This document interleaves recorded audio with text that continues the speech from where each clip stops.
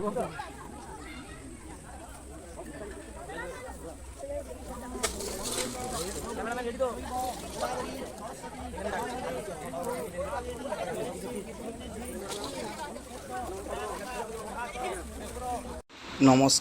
বন্ধুরা, কেমন আছেন আপনারা? আজ নিয়ে এসেছি আপনাদেরকে দেখানোর জন্য আমাদের গ্রামের চড়ক মেলা। তো এতে দেখতেই পাচ্ছেন বন্ধুরা, এখন সন্ন্যাসীরা এখন এটাকে হিঁদোলা বলা হয়, তো হিঁদোলায় দুলছে ওনারা। আর নিচে দেখতে পাচ্ছেন ওখানে আগুন জ্বালানো আছে, এটা ধুনো পুরানো বলা হয়। এই দেখুন ধুনো পুরানো হচ্ছে, আর হিঁদোলায় দুলছেন ওনারা। এইটাও একটা শিবের ভক্ত।